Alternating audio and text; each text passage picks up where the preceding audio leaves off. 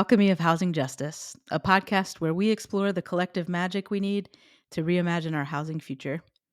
I'm your host, Sarah Hunter, and I'm excited to get into this first episode.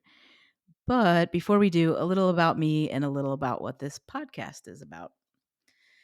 I am a student of philosophy and social change, 40 something, white, queer, tinkering co parent, and also a big introvert who is learning to live into how that makes me this person meant to love on people in a way that we get to creating a more just country than the one we've got.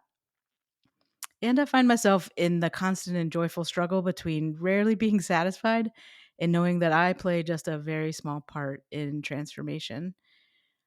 I've spent some time fighting for housing from in and around the federal government and am now a part of a little collective of folks taking our experiences with these structures to try to help communities transform housing and homelessness systems toward justice.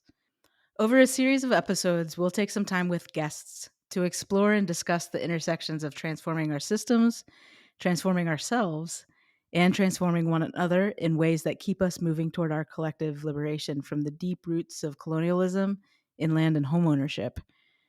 And as we break open these concepts across episodes, I hope you get a sense of what is centered in our storytelling, people's lived experiences, their values, and their visions for a transformed future. While the stories and concepts talked about here will be grounded in the pursuit of housing justice, we also recognize that all justice is interconnected, and we're starting from the belief that it will require many strategies and tactics to find this freedom. In our journey together, we'll explore a set of tactics we are seeing emerge as we stand alongside people, communities, and movements working toward housing justice. I'm joined in this episode by co conspirator I've had the privilege of learning from in a couple of different circles at this point, and each time I am changed and changing by him. Alexander Lex Perez is originally from Long Island, New York, and is an intentional light worker in every community you find him in. He knows the value of presence and visibility in this world. He works on solutions for topics such as youth experiencing homelessness, trans and gender nonconforming rights, public health, and works with spirit, community building, and intentional healing through art. Welcome to the podcast, Lex. I've been so excited to have this conversation with you. I'm practically jumping out of my chair. Hunter, thank you so much for having me here for this conversation. I'm really excited to discuss more a topic of conversation that really has been something I've been sharing, something I've been dreaming about with other people in collective and community and soul tribes. And I love the way that we've been able to sort of discuss and imagine what collective can look like, especially when it comes to the housing arena, when we start changing ourselves from the inside out. So thank you for this conversation. Yeah, it's so good to be here with you, Lex. So let's get into it then. Let's begin by talking about the idea of changing ourselves in a way that is about our collective identity, something you just sort of brought in, one that's rooted in our relationships with one another and what that means for us in the pursuit of housing justice. Like I, how I imagine Grace might say that it's our conversations that actually that move us, that progress us, that move us to the place we want to be.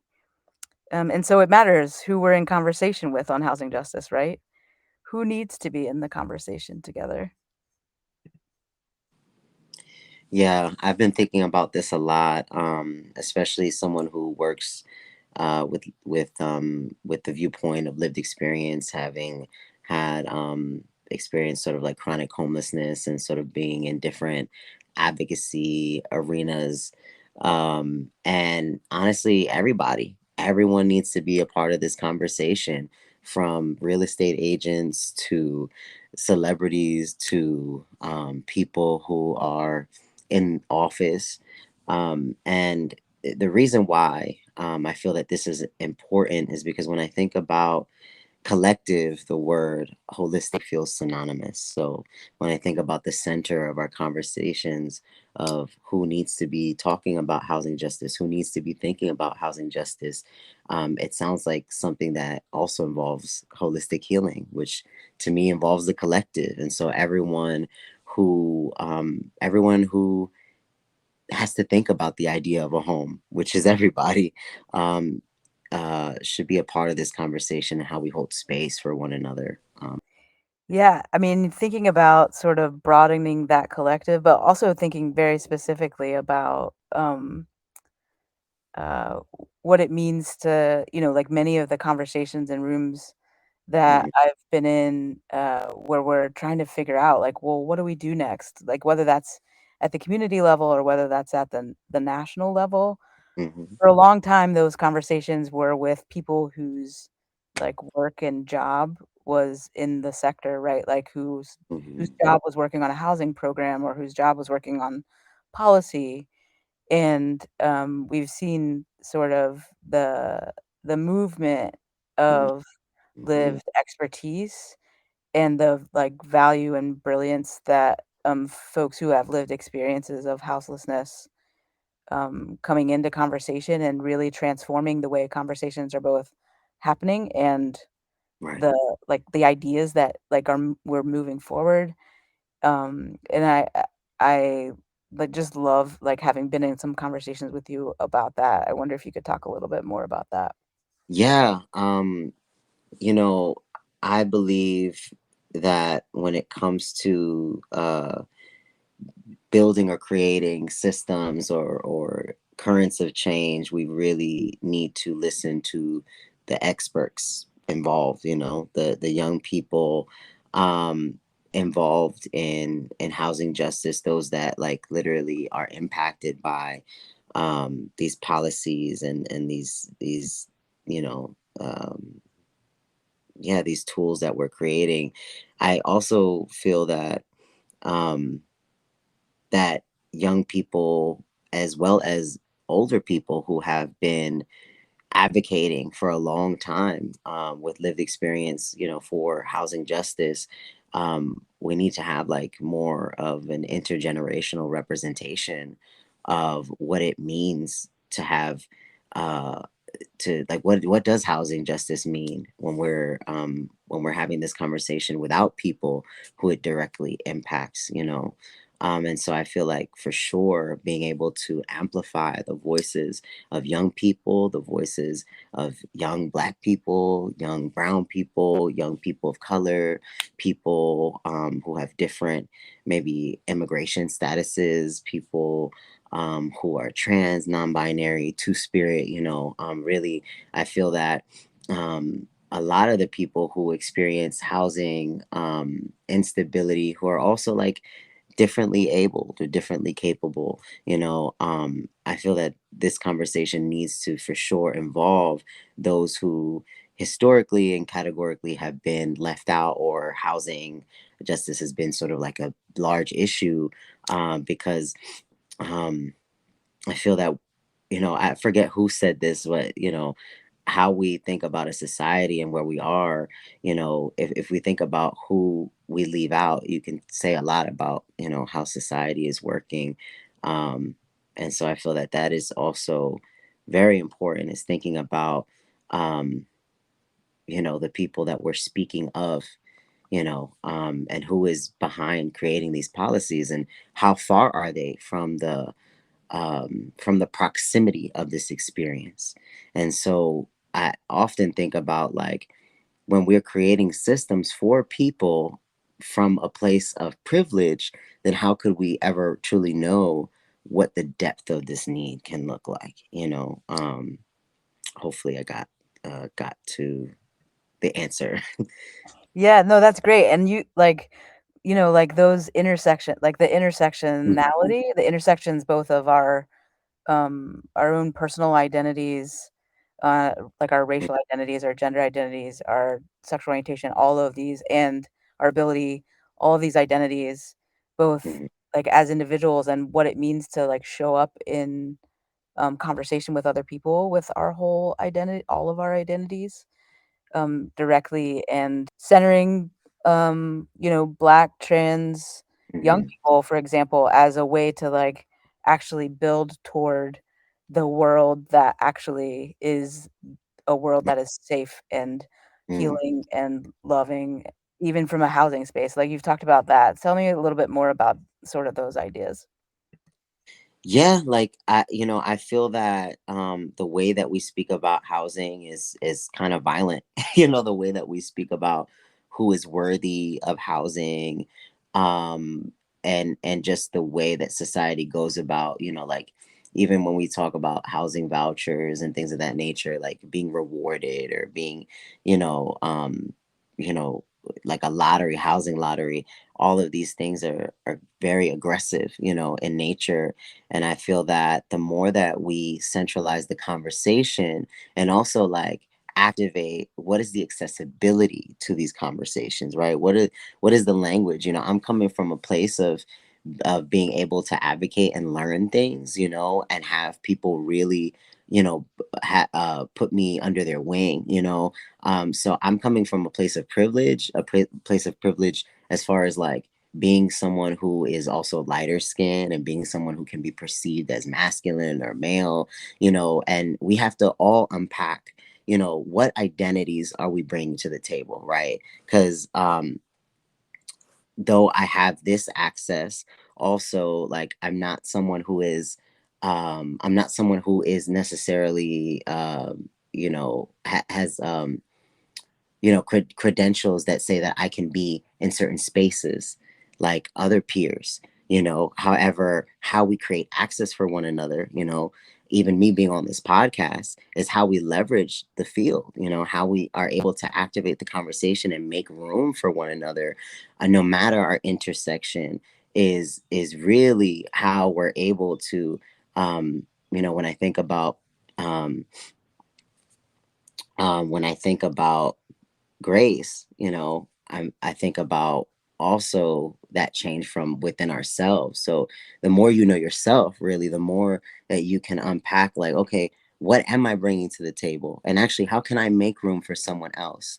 Maybe I'm trying to save time or try to remedy something without really knowing the roots of this issue. And maybe the roots are uncomfortable and I need to challenge that within myself so that I can listen to someone else who may know the cure, right? And that's really how I see that. When you were talking about sort of the violence of housing and the ways that the way that the current system sort of does, like, in some ways, like, enact violence on people because it's not doesn't center people. It centers like approaches and programs and housing. It doesn't center like the people who are experiencing the crisis, in the policies and the practices and sort of like at that structural level. It doesn't really take into account the ideas and the identities that folks hold. And I think so, like, that's sort of what I wanna bring into this next conversation, Lex, like, so as we continue to evolve this idea of what it means to change ourselves, let's see if we can make it a little more concrete in those ways. Like, I think back to one of the sort of pivotal, teachings and ideas that Grace came back to over time in her work is this sort of idea of how we might keep evolving toward radically different structures. um, and that idea is something that she saw shift specifically, in Martin Luther King Jr.'s ideas too. And we see, like, this particular King quote that I'm going to read pop up often in her writings and her speaking engagements and her public sort of speaking. And it just seems to make a lot of sense for us here too when we're talking about housing. So I'm going to share this quote from MLK. MLK said, "I'm convinced that if we're to get on the right side of the word revolution, we as a nation must undergo a radical revolution of values. We must begin to rapidly shift from a thing oriented society to a person oriented society." And in this quote, he was specifically referring to a need to invest in young people in order to help them transform themselves and their institutions at the same time.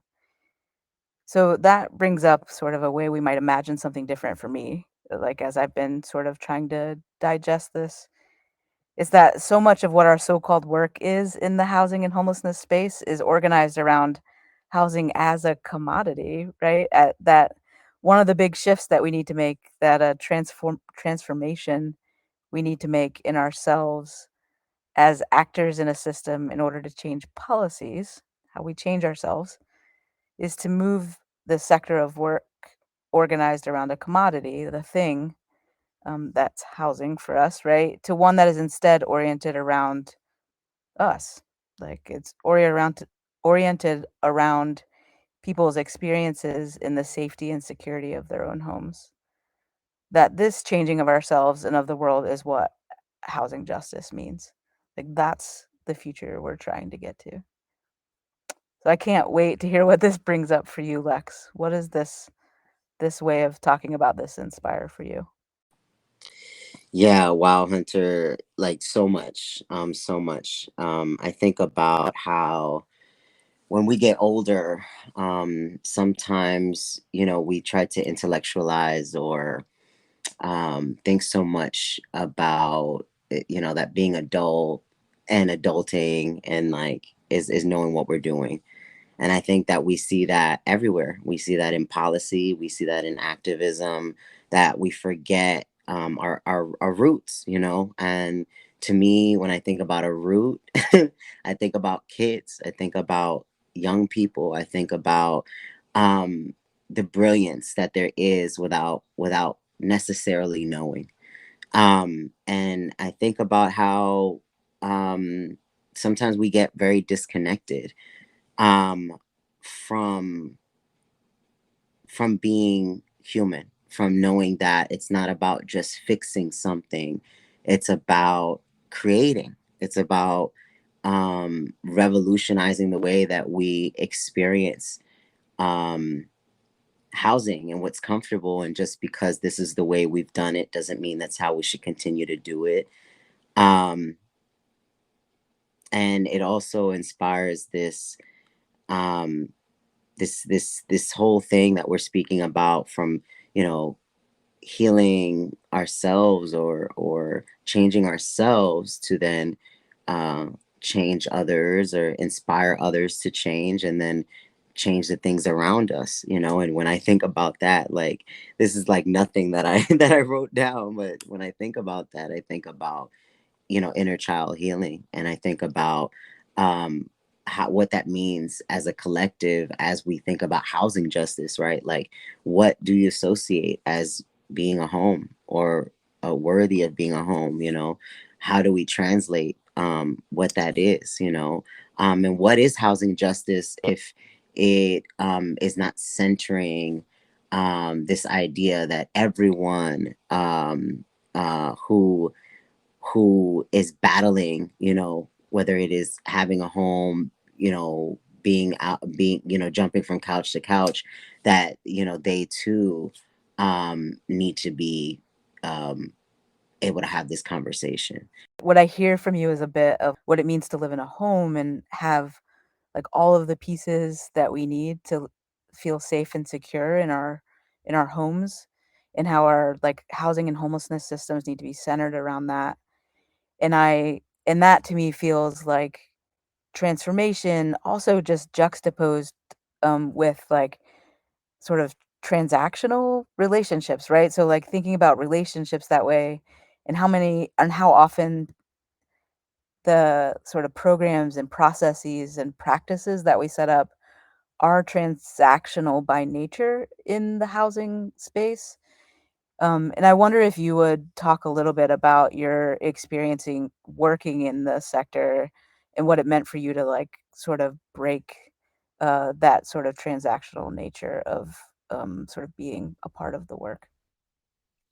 Thank you, Hunter. Yeah. So, working as a youth advocate and rapid rehousing specialist, and, all the things with housing and youth, the more that I had conversations with other young people, mind you, like, I'm also another young person, recently have experienced, the housing justice system.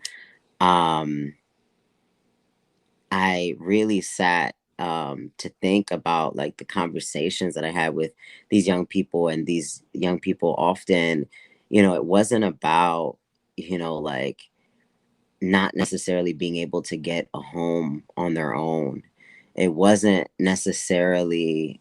um, about their capacity. Like, a lot of these young people were so motivated and so skilled, that I often looked at them and like, wow, like I could I could take a page out of their book. You know, a lot of them that experience things that I was just like, yeah, how are you able to do so much? Because I feel like, the younger the generations are, like the more amazing they are. You know, in my eyes, the more, um I don't know, open minded they are. And so I witnessed a lot of young people, actually, it became a conversation of worth. It became a conversation of, not just having housing, but having a home.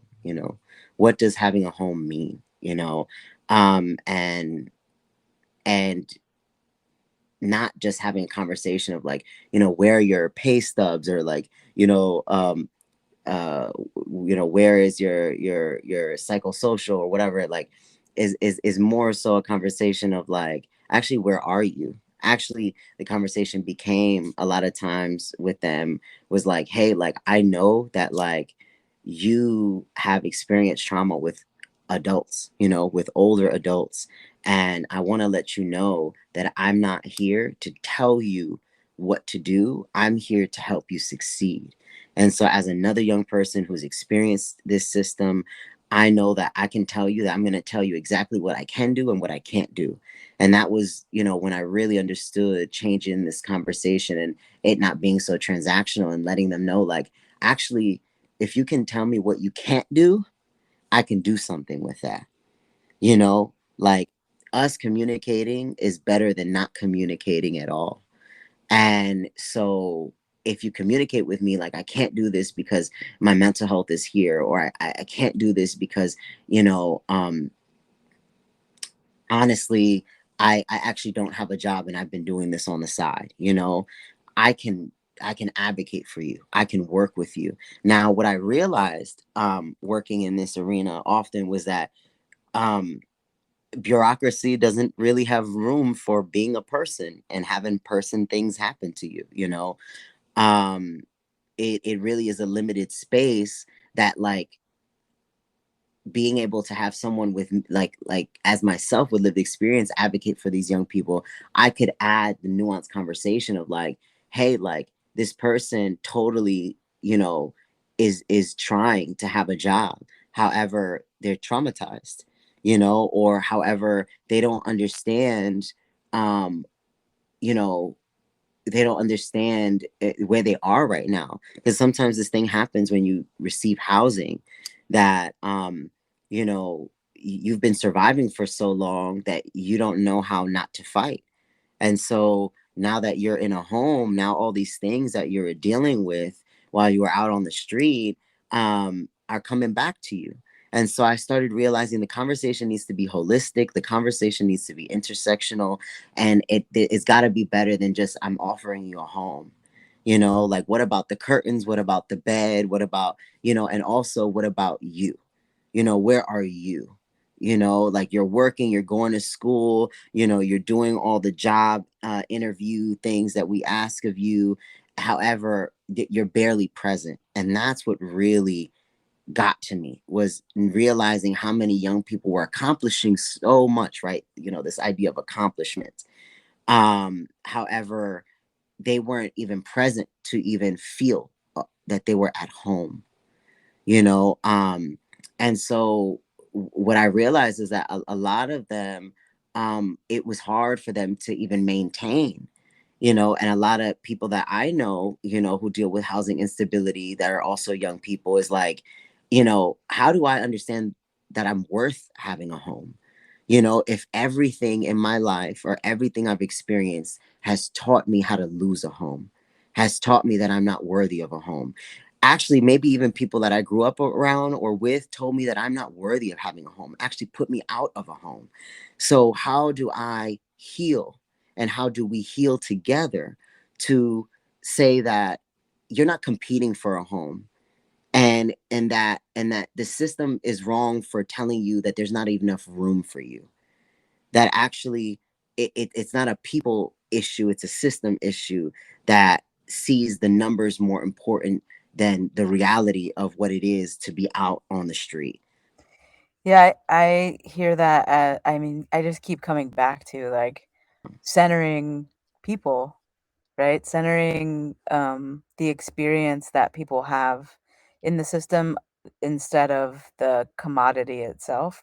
I mean, obviously, provide, we have to, we have to make the circumstances where housing is an opportunity that folks can have, but like what's reorienting and recentering to something else.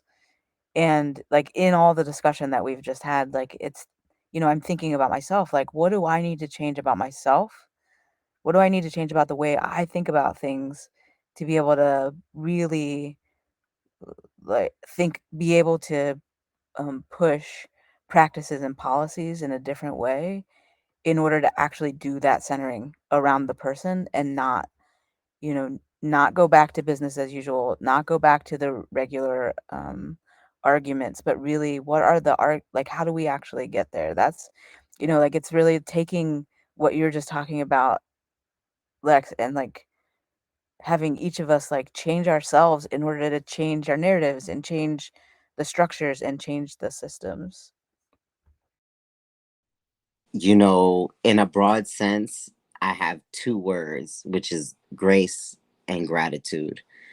I feel a lot of this work, um, especially for me as like a first gen,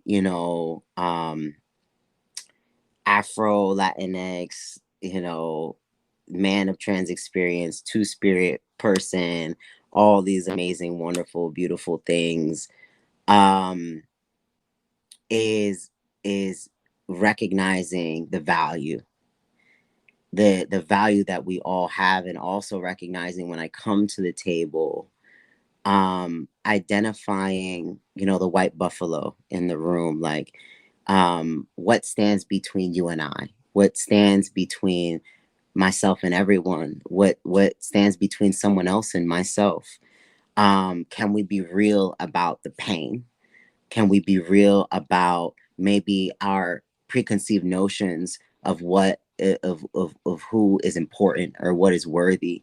And can we realize, um, when we're on the same team, you know and I feel so heavily, this quote, that it's not about simply the oppressed and the oppressors. It's about, it's a system that is oppressing us all. And so if I can sit here and say, like, maybe, I've been hurt, I've been traumatized by a system that, it, for all intents and purposes, it's intentionally cracked. It's intentionally broken for me to fall through it. And there's been a lot of moments that I had to realize that, because of a conditioning of saying, like, people like me are not meant to survive this, I didn't know how to receive help from a lot of people that were trying to just love me and help me through it. And I sat there and had to realize, like, okay, so I have some healing that I need to, but there was never room for recognizing this healing without people who had grace, people who gave me gratitude and love and tenderness, for me to recognize that. And then also for me to say, like, yo, like, I may not have the appropriate language or vocabulary all the time. And that's okay. Like, when we're talking about these arenas, these tables where funders are at, um, then we need to have our funders be ethical, moral individuals that are questioning, you know, why am I funding this? Like, why am I stipulating that some people get funding and others don't? So I'm also thinking about, the empathy, right? And also, like, if we're destabilizing this transactional expression of change in the world, then we must be discerning of where the money is coming from and why. And saying that just because you're offering this doesn't mean it's good enough, and doesn't mean it helps anything. And so it means leveling out ego. in the room and saying, if what stands between you and I is because you have an idea of who should be in that home, then maybe this is not your line of work. And being honest, maybe being honest with each other about how we can bring people into positions of power, you know, like, you know, black and brown, young black and brown people, marginalized, so-called marginalized people, and bring them to the forefront and say that this is your space. And so let's imagine this together, right? Because it's like, I think maybe a fantasy to say that we could just like, you know, remove it all or deconstruct it all. I think a very important conversation is like, where is the privilege now, right? And who has that privilege now, and what do you plan to do with it? Lex, you talked about grace and gratitude, and you know, I I actually feel every time I'm around you, like I feel that learning for you. I feel that all those ways that people have brought you grace and gratitude because you give it so freely to other people, and I'm just very thankful to be in this conversation with you. And I hope that folks who are listening are too. Thank you again, Lex, for this conversation and for all the ways you are transforming and leading transformation of homelessness and housing. I feel very, very, very grateful to be able to be in conversation with you. Um, I really appreciate you joining us for this podcast episode. Thank you. Thank you so much. I love our conversations and how we're able to um, create space. And it really means a lot to be able to vocalize so much that has been on my mind, in my spirit, in my heart. And yeah, nonviolence and being able to see that. I think about the whole, like, an eye for an eye leaves the whole world blind. I think about how um there's so much there's so much good in this world. There's so much that that if we were to make the room to listen, if we were to make the room to um realize that, we're all sort of like, spirits having a human experience, that we can see beyond this shell that we're existing in, and realize that this thing that keeps us apart is actually a myth. This thing that keeps us from um seeing that we are all capable of change at any point in our journey is the same thing that has been making it hard for all these good things to happen, which is like housing justice, or excuse me, just having accessibility to homes and food and healing, are just an illusion that I feel that the more that we have these conversations, that like the one we're having right now, the more we come to our awareness and bridge the gap. Um, and so I'm thankful that I feel there's an awakening happening. And the more that we amplify this, and the more that we are able to be vulnerable in the mind of Brene Brown, the more that we can be vulnerable about what holds us back, what hurts us, what inspires us, um, and having grace and gratitude for real at the center of that change, I feel is so important. So thank you for having me to have this conversation. A very special thanks to producer Terrance Walker for both your creative influence in this podcast, your technical brilliance, and continuing to shine on and with us. Thanks to the team of worker owners at the Housing Justice Collective, Josephine, Riviana, Nikki, and Kevin. It's an honor to constantly strive to be better alongside you. And we would like to thank funders for Housing Opportunity and Anna Leva for letting us experiment in all the ways that might help us move collectively toward transformation. Follow us at housingjusticecollective.com. Check out Tré Ward's music on all streaming platforms and subscribe to the Alchemy of Housing Justice podcast wherever you get your podcasts.